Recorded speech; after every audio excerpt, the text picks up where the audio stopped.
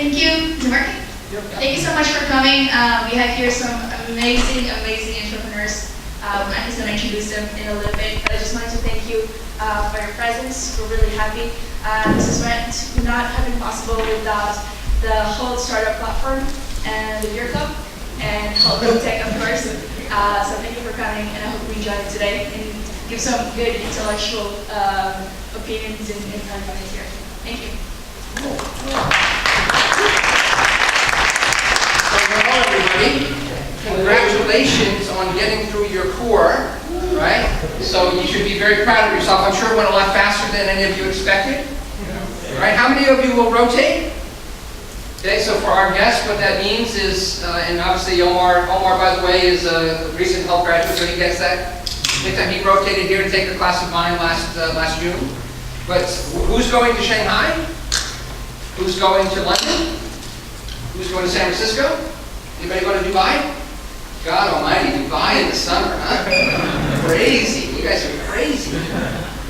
Well, listen, it's a pleasure to have a chance to spend some time with you here on campus as many of you get ready to leave campus. Great to see so many of our students here.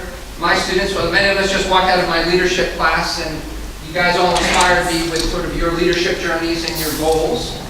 And I'm going to have a chance to introduce three of my friends and colleagues and talk about a subject that I know you guys all know I am very passionate about, which is entrepreneurship and innovation. And so we're going to hear from three very different entrepreneurs today. We're going to hear first, and then again last, just to come full circle, from my friend and colleague, Owen Johnson. Owen went to school just down the street at the little community college called MIT.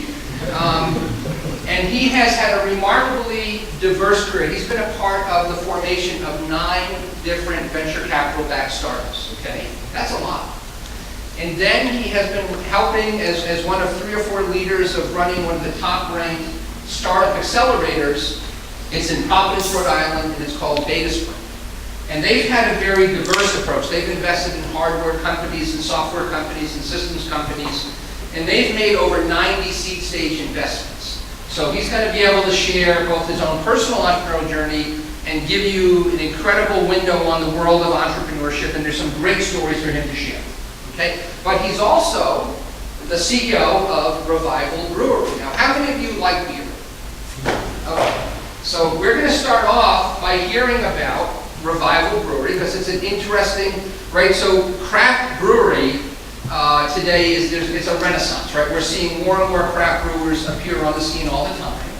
And Owen had a personal passion, right? We talk a lot about passion in my classes for home brewing, and connected with a renowned local brewmaster, and they had a meeting of the minds, and they decided they would create a craft brewery called Revival, based in Rhode Island, and they've been winning awards for the last 3 years, and today you're going to get to sample some of their finest beers. So unfortunately, we have to wait until 5 o'clock. And although Jimmy Buffett said it's 5 o'clock somewhere because it's Hult, we have to wait for 5 o'clock on Eastern time before you get to try the beer, okay? So welcome to my friend Owen.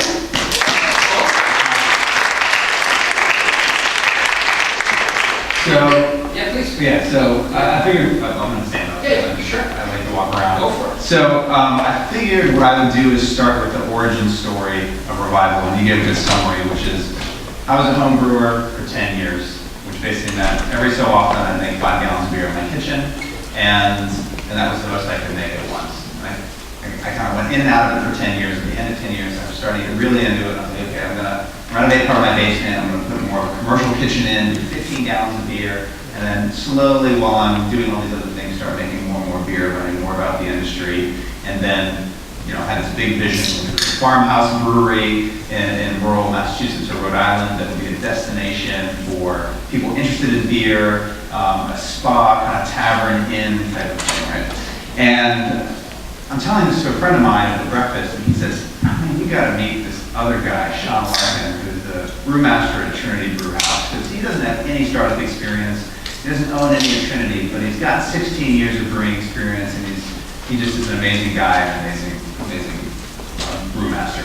And so we coordinated a breakfast, actually in 2009, and Sean and this guy Clay and I sat, and Sean and I talked about our vision. And although the implementation of the vision was a little different, the end vision was very similar. It was kind of this larger farmhouse brewery in New England that would provide this great experience to people that came to it. So we decided to get together and form a company, and throughout the end of 2009 and all of 2010, we got together on Saturdays for 2 hours. And we spent time going over Excel spreadsheets and talking about the industry and really kind of getting to know each other to make sure we wanted to be partners. And of course, both of us had full-time things that we were working on beyond this. And over that time period, we incorporated the company, did some basic things. We didn't release our first beer until the fall of 2011. And we released that beer. Sean was a known brewmaster, so we were able to get a contract or a relationship with the largest distributor in Rhode Island, which was a big deal. In alcohol, distribution is everything. It's very complicated. That's the summary. As some people have learned in the last week, trying to get beer here. So we had a distributor, we started distributing beer. We did what I would call kind of the minimally viable product or lean startup approach to a brewery. So many people start breweries and they think, oh my God, I've got to have a physical facility to make beer. Well, that's, in my opinion, their first mistake. Because in order to do a brewery, they got to put somewhere between $350,000 and $2 million down in order to buy some equipment, make some beer, and hope people actually buy the beer. And that's a huge risk. It doesn't make any sense for investors who actually care about their money to invest in that. Many investors don't care about their money so much, so they do invest in that, and they just want the idea of being part of the brewery. And what I've also learned is that brewmasters are very physical people. They're tactile. They really need to be working with their hands, which makes sense. They're brewmasters. They make a physical product.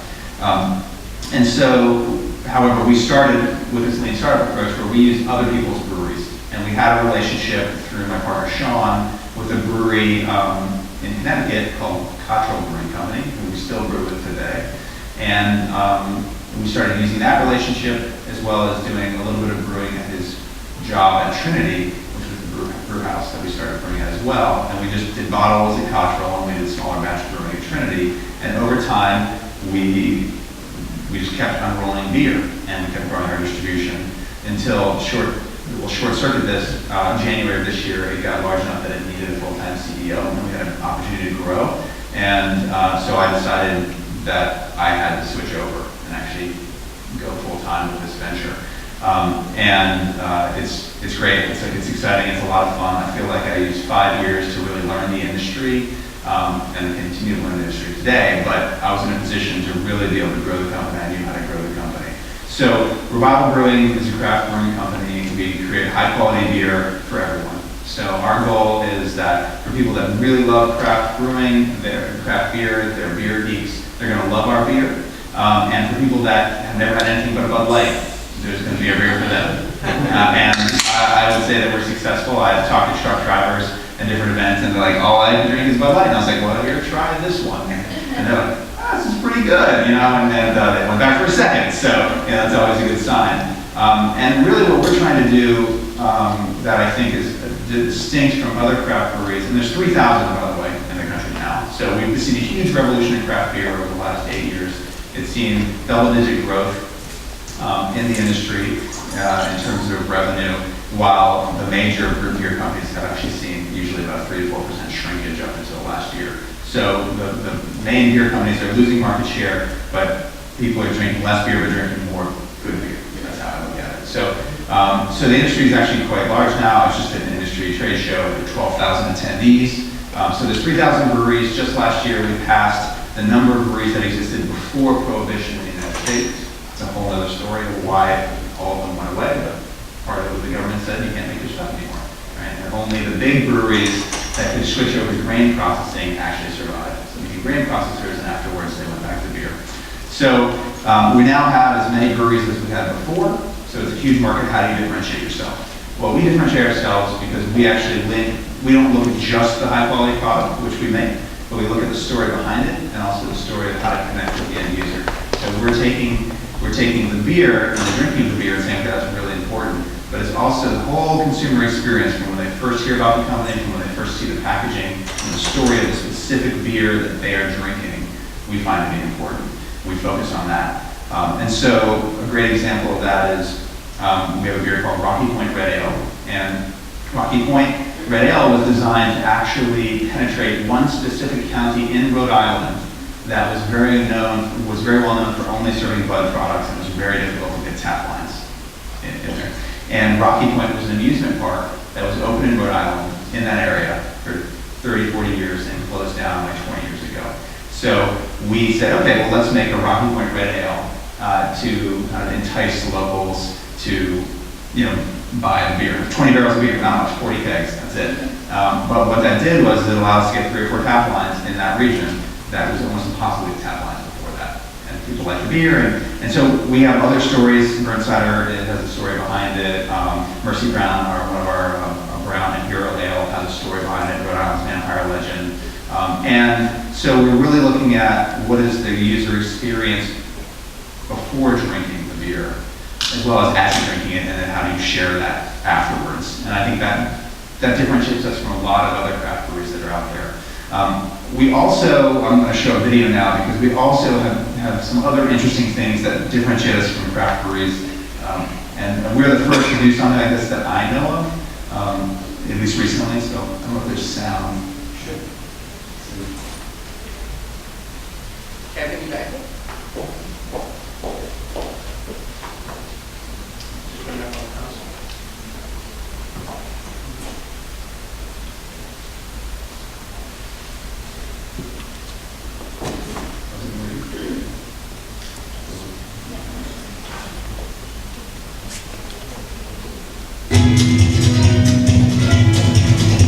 Tax season 2015. Back-to-back storms have buried everything in snow, but for accountants, it just keeps piling on. This time of year, I knock it out at 5 or 6 p.m. We work late 4 nights a week. We work very late, especially during tax season. QuickBooks Online Accountant helps them save time. To celebrate, we invited CPAs to kick back at their local pub and take a tax break with a custom brewed beer. CPIPA, like many beers, is essentially water, hops, and grain. The brewing process takes roughly half a day, at which point it's put into a fermenter, and it ferments for almost 3 weeks. It's then put into a bright beer tank, clarified, and then bottled.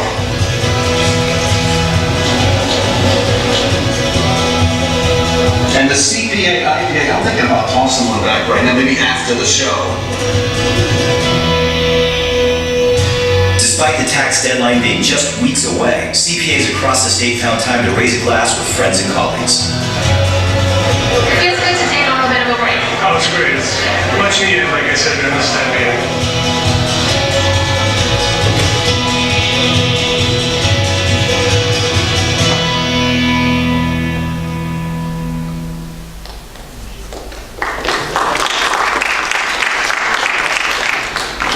So I wish I could take credit for that idea, but I can't, because we were actually approached to do that beer. Intuit approached us. You comfortable over there? Approached us, and an advertising agency that approached us and said, "Can you build us this beer? Oh, by the way, the deadline's a month away." I said, "You're right." But yeah, we can do it. And here's what it's going to take. It takes 16 days, business days, to get approval from the federal government for a label. So they wanted it done in 30 days. So there's a lot of stuff that had to happen in terms of actually manufacturing a beer, the label, the container, everything. The hardest part, and the part that they really couldn't do by themselves, other than the license to actually make the beer, was understanding the distribution channels and how they could accomplish what they could accomplish. So what they wanted to do was they wanted to get the attention of accountants, because they're moving everyone off of their box product to their online product for many obvious reasons, including lots more revenue. And they wanted to get a splash around that. They wanted to run a test campaign, and Rhode Island happens to be a great test market because it's so small.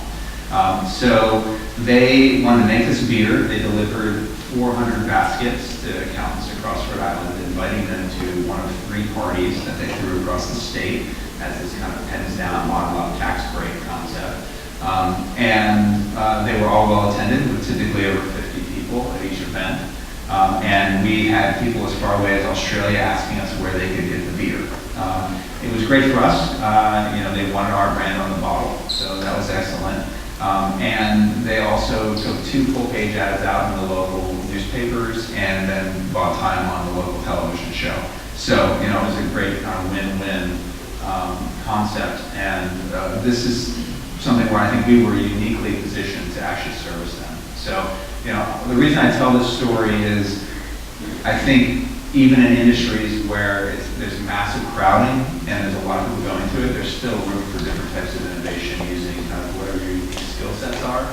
And, in our case, I think are fairly sophisticated from a business perspective when it comes to being a craft brewery, and also understanding the needs of the business customer was something that we could do that maybe another brewery couldn't.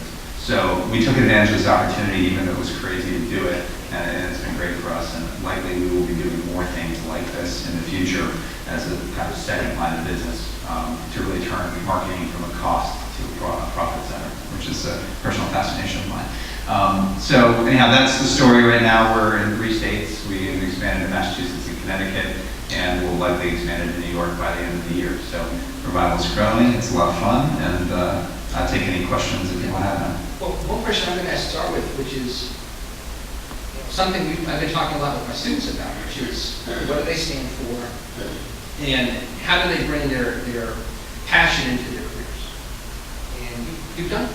And that's a huge deal. So what's it like to have a chance to grow a beer, craft beer company? It's got to be a very satisfying thing. It is. I mean, it's very different Yeah. than, I'll go into other companies that I've done in the end, but Right. it's a very different company. It's the first company that actually has a physical product and has to move it from point A to point B, go through different legal challenges. I think in this industry, there's a huge opportunity for legal innovation, and you see companies locally like Drizzly doing that right now in different ways. And I think we're actually going to see a whole wave of legal innovation, I think, in the entrepreneurship space in the U.S. over the next 5 years. That, a lot of the easy stuff has been done, so now we have to work on things that take longer or that are a little more boring, but they kind of have to be. There's a lot of opportunity there. But anyhow, in terms of the passion piece, it's been great, and it's been a lot of fun. So. Cool. All right, what questions do we have for Owen? Yeah, please. So, as you keep growing, so what's next? What's next? So, do you plan, or do you see yourself as a distributor who has many specialty beers with stories around the country, or do you plan to go and get your own breweries? And yeah, so right now we're actually kind of in the process of doing 2 things in the next 18 months to 24 months in terms of having our own brewery. One is we're actually negotiating an operating contract on an existing brewery, which is being under-operated right now.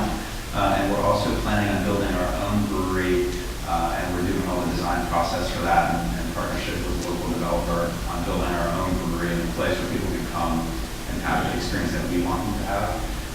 Ultimately, if I had to pick my biggest business goal this year, it would be increasing our distribution and growing our revenue. But at the end of the year, in addition to that, it's having a management team in place that can take the company from 3 or 4 states to 18 states in 12 months. So that's aggressive, but I think it's doable. And so it's really growing revenues in order to enable growing the management team. Please, gentleman with the King's hat. Yeah. I'm curious to know, as you grow, what are some, I don't want to say fears, but from business or strategic standpoint, what affect the growth and how you, I guess, are practicing or working things in terms of that? Well, a little bit different than other companies that I've done. I know people buy beer. It's a product that's been around for many thousands of years. So it's a matter of how I get them to buy my beer as opposed to someone else's. I think that the unknown there is just how fast it can grow, right? And where to apply the dollars on the sales and marketing side. That's not obvious to me yet. So the biggest fear would be applying too many dollars in places that don't yield results. We're mostly bootstrapped. We have some small amount of financing, but mostly we're bootstrapped, and we'd like to keep it that way as long as possible, just to grow the value of the company, to get a better deal when we get investment. So I would say, spending money in places that don't yield results is the biggest issue.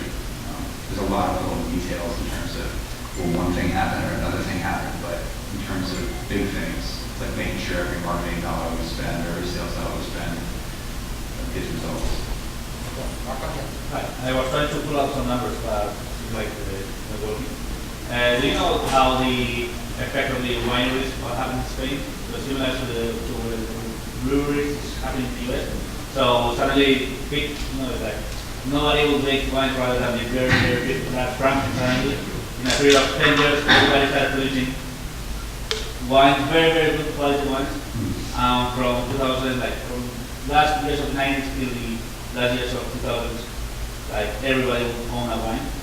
Like we produced like over 100,000 bottles. So I know, and suddenly the market collapsed and everybody was selling the wineries. And a winery is more expensive than a brewery to sell. It's like 600,000 €. So do you see a risk there of collapsing the market and the trend going back to the big brands? I don't think that's going to happen. I think that, for 60 years, right, Americans drank really bad Pilsners. And once you've had other beer, you don't go and say, I really want that really bad Pilsner. Right? You might say, a cold Bud Light is great when I'm on a sailboat and somebody hands it to me. Right? But you don't go and say, I think I'll buy that 24-pack for $6 versus the 4-pack for $10. Like it's a completely different experience. And I don't know why the winery business collapsed in Spain. All around Europe. I know So I'm not sure why that happened. I mean, I do think there's going to be a contraction in the brewing market, that a lot of craft breweries that are starting now will not survive. It's the reason for that is that growing a craft brewery beyond a certain size is challenging. Right? There are a lot. I think there's a Harvard Business Review case on how the complexity of distribution management and production management grows geometrically with the number of territories you're in. So it's like massively complex problem. But you see a lot of craft breweries that are there and they service their location. And in Portland, Oregon, I was there for this conference, and it seems like there's a small craft brewery on every block, like, quite literally. And you go there and they all have, some of them have good beer and some of them have okay beer. And they all have a very similar experience, and you wonder, like, how many people drink beer in Portland? But they can make so much money, like legally we can't do this, well, actually Massachusetts might be able to, but in Rhode Island we can't sell beer out of the brewery for consumption like a bar. Yeah. And you can make so much money doing that, but then that seems like a much more dynamic and dangerous market to be in. Like once you have distribution across the U.S., is somebody going to all of a sudden stop buying your beer? Maybe, but the people are sort of still brand loyal over time, and I think it's the whole industry is not. I don't see that collapsing, but I could be wrong. My question was more. Marco, we gotta move on. Okay, that's Fred. Ajay, go for it. So it sounds to me like apart from the fact that you started with brewery, you also have to look in what the role of larger companies are in the market, because you said managing the 20-15 business. So what do you think now with this revolution happening? How do you see the market? What do you think the role of big companies will be? And for example, what would you do if you're the CEO of Budweiser? It's a good question. I can tell you this, my understanding of what Budweiser has done is they've bought Goose Island, and so the big companies, what they have is they have massive distribution. And there's a historic reason for this, but many times they own distributors or kind of own distributors in states, and they incentivize them very specifically. They have expertise in the legality and power to distribute. And there's a little bit of regulation against them as well on the state level. But what they've attempted to do is they've attempted to buy a reputable craft beer and push it through their channels. Whether they're successful at that or not is hard to know. The industry is still at the point where people that drink craft beer kind of don't like that concept. Right? So I think that I know what I would do in terms of a beer roll-up. Right, and I in terms of if some industries reach a point where there's a lot of providers and they need to be rolled up, but it probably is too long to answer this question. But basically, you have to be really culturally sensitive to the beer industry and do something that isn't really a true roll-up where you're taking power away from the companies that you're purchasing, where you're really maintaining the creative license and authenticity of each brand that you have, but then bring to them the scale and the efficiencies of scale of grain buying and hops contract management and distribution that these bigger companies are getting. And I know how to do that from scratch. I'm not sure how I would do that if I were a Budweiser, other than fund a startup company that would do it, right, under a different brand. All right, we're going to have to move forward, okay? So thank you.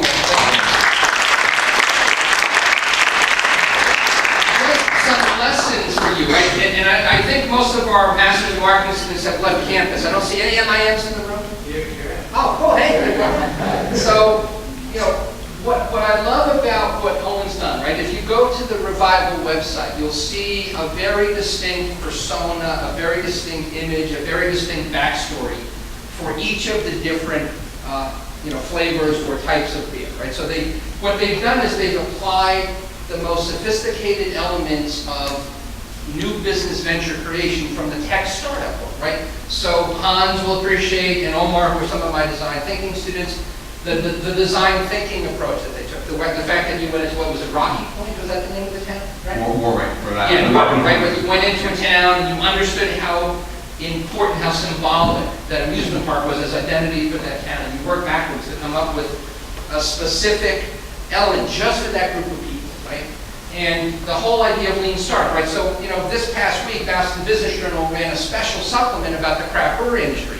And 95% about the article was all of these people building these insanely massive factories. Some of them haven't been occupied for 100 years. And it just seems so ego-driven, right? As opposed to the alternative, which is, we are all about making great beer. I don't care if I make great beer in Connecticut or Boston or Rhode Island. There's a lot of excess capacity in the brewery industry. There's only going to be more. So they put all their focus on a great product. So lean startup. So many of you in our leadership course have said, can I bring best practices of leadership back to my own country where maybe leadership is not as respected? And if you can apply this in the brewing industry, right, a multi-thousand-year-old industry, you can apply this anywhere. So awesome opportunity to talk about innovation and best practices in an industry that's not traditionally known for innovation, okay? All right, cool. So now it's my pleasure to introduce Nick Parolo. And I've had the chance to get to know Nick. Nick was introduced to me back in March when we were running a meetup at Techstars. And he became a very dedicated mentor in the Startup Next program that many of you are familiar with, that I've been running here in Boston. And what's most remarkable about that is that not only has Nick been very committed and coming each week, he also is the CTO of an extremely hot startup called Scali. Now, how many of you saw the Scali episode on Shark Tank? A few of you. Well, you're going to get to see it now because it's a very exciting and very unique experience, right? To have someone, literally a college undergraduate, go onto Shark Tank and stare Mark Cuban and Kevin. I want to welcome everybody who's also joining us from Intuit TV and the Intuit Network. We're excited to have. I'll let you brief. And the last thing is, so you saw that my MBA students. How many of you remember why I held up Intuit as such a remarkable company? Who can? Why Venkat? What was it about Intuit that was so cool?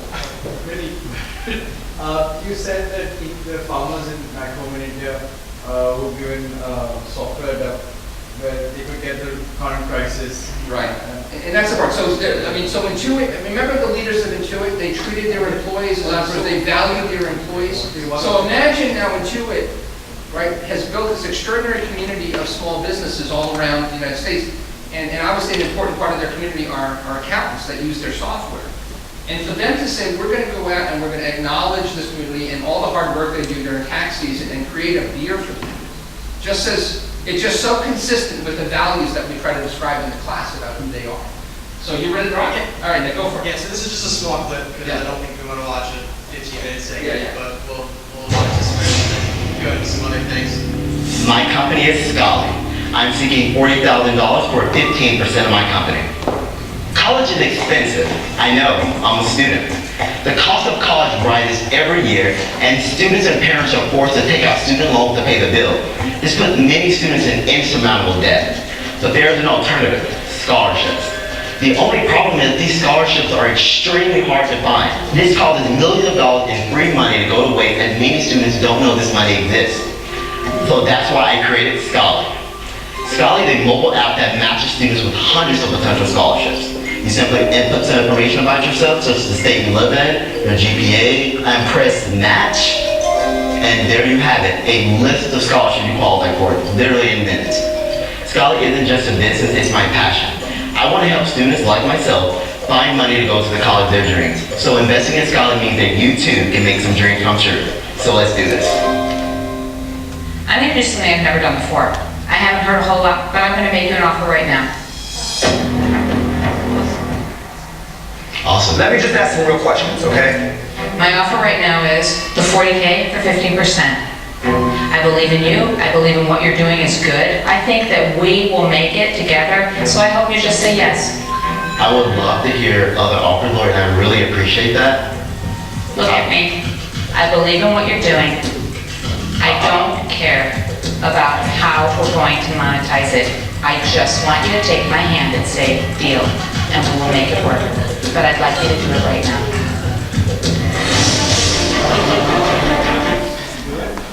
Yeah, so that was an interesting time for us. That was actually February 20th that aired. It was actually filmed about a year before that. And the long and short of it is that Chris hesitates a little more. He's my co-founder at the time. He was 22. He's still at school down at Drexel, actually, in Philadelphia. But he held out a little more, and then David John says, well, you know what will really make this work? If I'm in on this too. So we ended up accepting a deal with Lori and Damon, and taking the money and working with them since to do a lot of pretty awesome things. In general, I mean, just this experience alone is something that it's really crazy to go through. I mean, you get high exposure. I mean, it just assumes same with the Intuit stuff. There's just so much that goes on and so much that happens with it. But really, what Scholar is a way for students to find scholarships for college. And I was going to ask how many of you are not going to school for free. And I can see a lot of them say, anyone? Everyone go to school for free? Is that how this is working? Well, you're all lucky then, because that's not how it usually works. Yeah. And it's a really big problem, especially here in the States, and that's the additional market we're targeting, as well as international students can also find scholarships there. So it all actually started a little over 2 years ago now.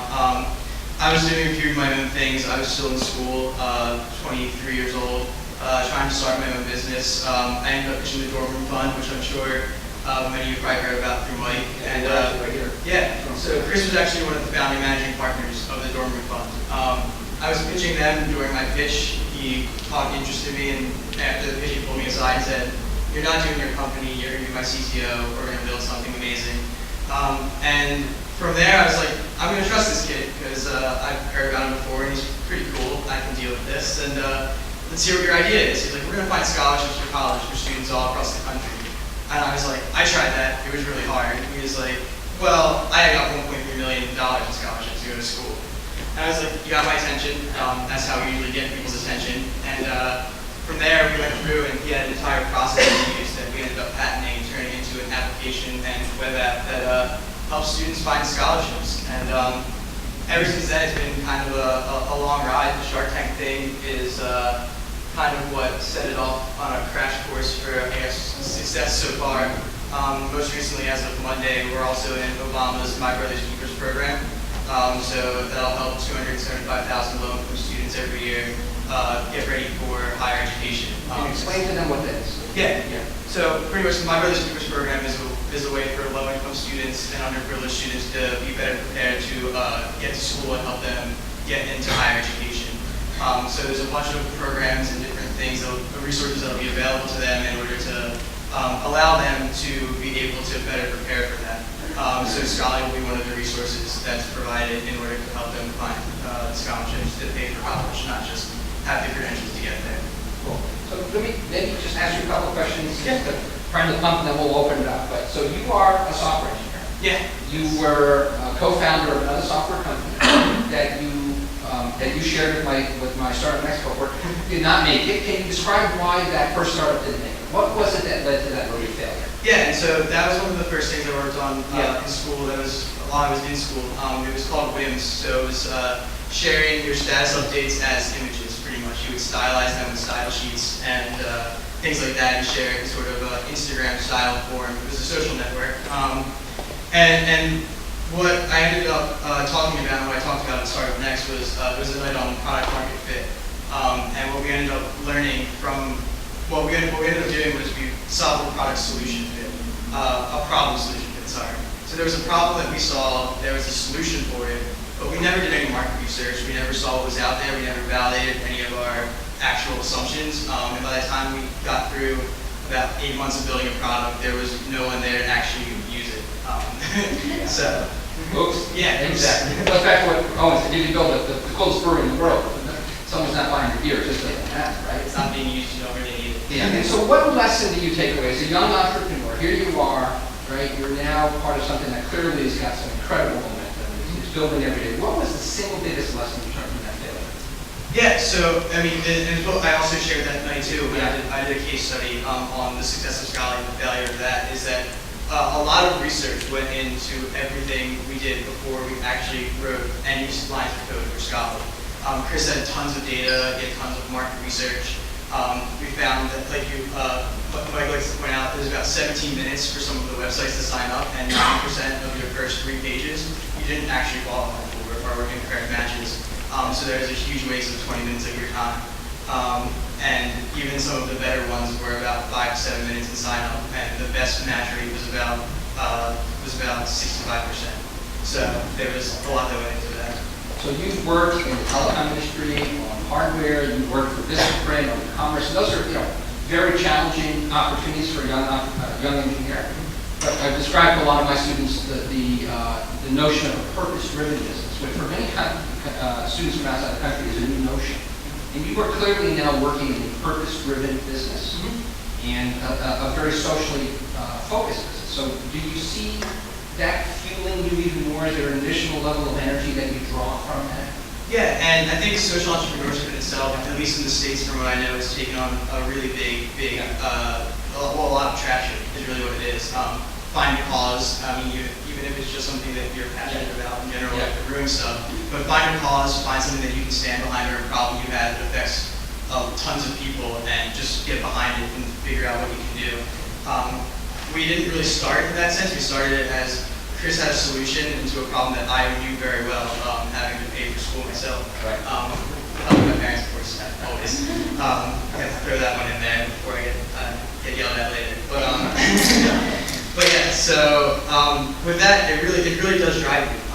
So early on, once we started to actually be able to talk to users and build user stories, you really get like the passion that people feel, and the struggle and pain they feel besides your own pain. You realize it's a problem for a lot of people, and it makes you want to work that much harder.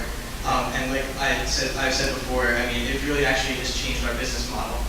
So instead of trying to go to direct to consumers and parents, we look for the people that people usually look as bad guys in the world, politicians, corporations, things like that, and say, here's your chance to do good and help the students get the access to the program for free. All right, so you've been endorsed by the Bill and Melinda Gates Foundation, by my brother's Keeper, and a number of CSR programs with Coca-Cola, and it just seems like you're on a slightly different path. Yeah. But I think it's different, because again, we did an EdTech meetup at MIT, and many of you came the other night. The landscape for EdTech is insane, right? I mean, it's probably, there's 3,000 craft brewers or whatever it is, there's probably 30,000 EdTech companies. And to stand out as standing up for enabling low-income people to go to school, which was such a completely different realm. Yeah. That's great, yeah, please. I just want to make one comment, and I think it's interesting with passion-driven businesses, a lot of times, as well as purpose-driven businesses, like what you're doing, you are solving a problem and solving a pain, but you're also really creating joy, right? And it's a little bit, there's 2 different kinds of businesses there, and sometimes businesses can be looked at both ways, but if someone's very passionate about something and it has a real strong purpose where you're creating joy, I think is a overlap sometimes with that. Yeah, for sure, and you definitely see that, and that's one of the things, like, when you get to a certain point, you're building these new stories, you can see, like, I wouldn't have gone to school if you guys didn't at least help me in some way. Whether it was a small thing they got or they ended up getting a lot of money, it's just like you providing opportunity, and that's something that's invaluable. All right, so you shared with me that you had people working for you that were 15 years older than you. Yeah. And you now are working for a guy that's a couple of years. He's going to graduate in June, but he's a couple years. What's it like to work for a younger guy? How hard is that to wrap your heart around? I think all sides of it are actually a little strange at first. I mean, managing people that are much older than you is tough because you always feel like it's kind of a political game when you're the young guy in the group, and how do you gain respect? On the other side of it, it's a humbling experience because Chris is an extremely bright person. He's an extremely great salesperson. He can sell me my own shoes, or I probably could sell me anything, to be honest.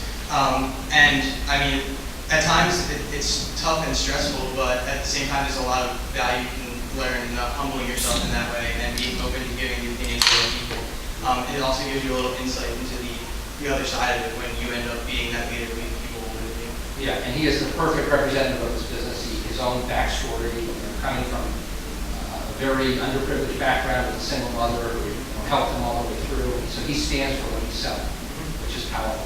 What questions do you guys have for me? I'm going to go back to you, my friend. Yeah. One of the big issues with social entrepreneurship and social ventures is how do you monetize your business? Because at the end of the day, you're trying to build a corporation and organization, and that needs money. So, especially where I come from, how do you monetize your idea? You have a brilliant idea, people need it, but you need funds to maintain that corporation or to maintain that organization that is, giving that idea out. For yourself, right, Scully, I don't know if it's a free app or a paid app, but how do you guys find money and how do you monetize your idea out there? Yeah, so early on, and for a very long time, we were a bootstrap startup.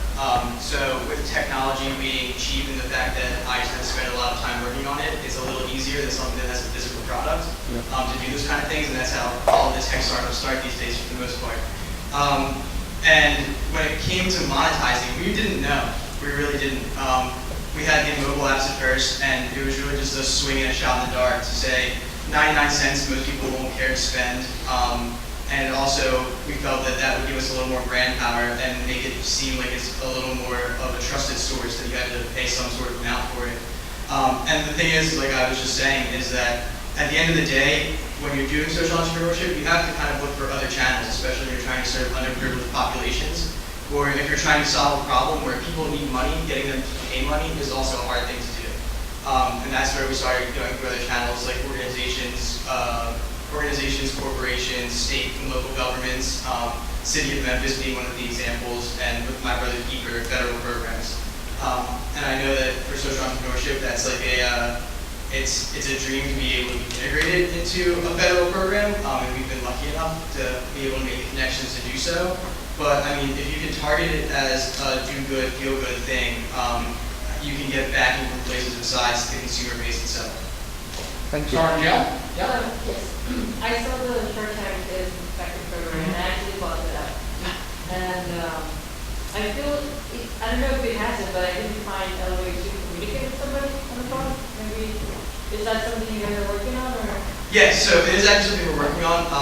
We actually are working on a platform called Ask Scully, which will be like a trusted source where you can go to sort of a community message board type thing where trusted and verified educators as well as the community will be able to talk and help you through things. With Scully itself right now, I ended up answering about 12,000 emails myself after Shark Tank. And my phone number was actually on the Stripe account. So that ended pretty terribly. I had to fix that very quickly. Yeah, so right now there isn't a direct customer service line for a phone call for help. Emailing us is the best way to try and get anything, but we're a team of 3 interns. So it's gotten tough at the scale. Right, but it's very important to understand why. Right, so one of the things, both Nick and Owen were with me last week, and I had asked them to both talk about minimum viable product. And one of the lessons that I think Nick has learned from his prior startup is they try to build something far beyond minimum viable product, and they over-engineered for there was no demand.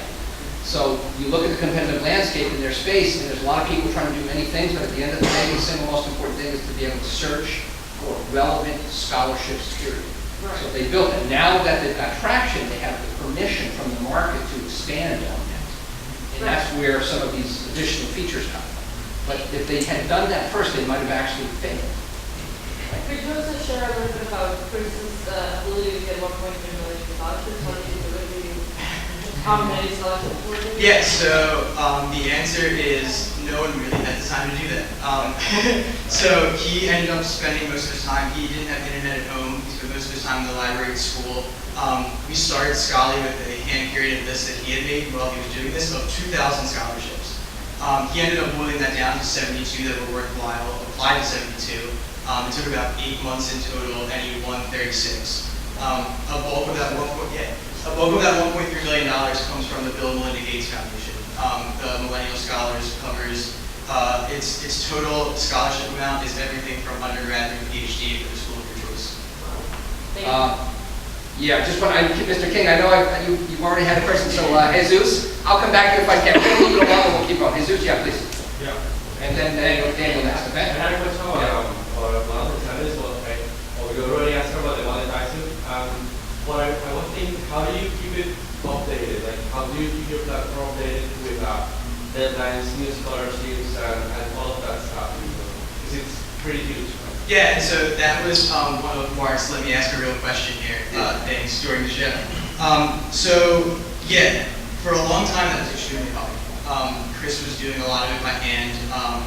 Now we have a bunch of processes and things built around it.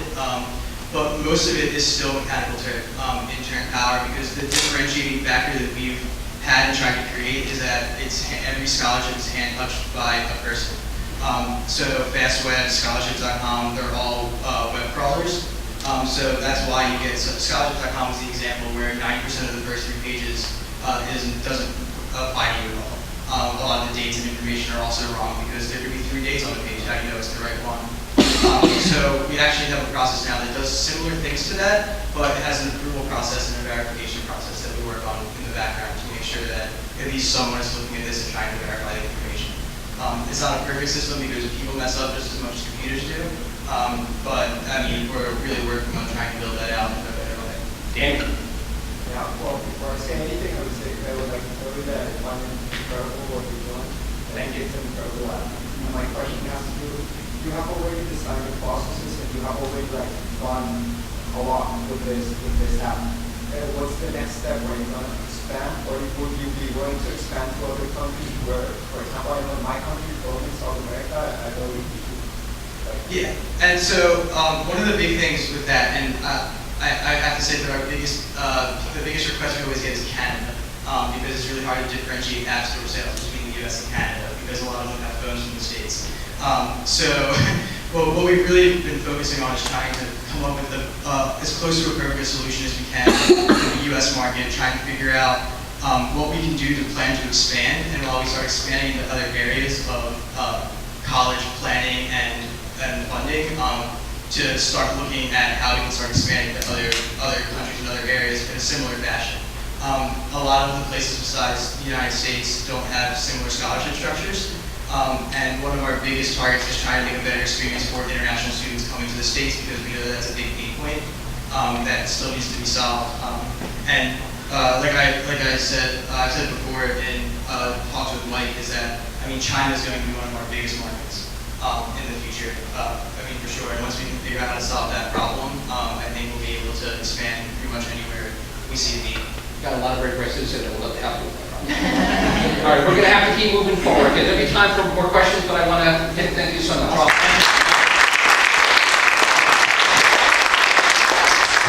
So I was lucky enough to get a text message from this guy right here. So Omar Shaker, Hult, San Francisco, MIT graduate last year. Omar joined me and Hans, many of you know Hans, as our TA for our leadership classes, for my design thinking class last year. And these guys seemed to like that class enough that it inspired them to maybe change their path. But Omar and I are going to be in Montreal together in a couple of weeks for the announcement of the launch of a healthcare accelerator, both in Montreal and Toronto. And I put together a half-day session.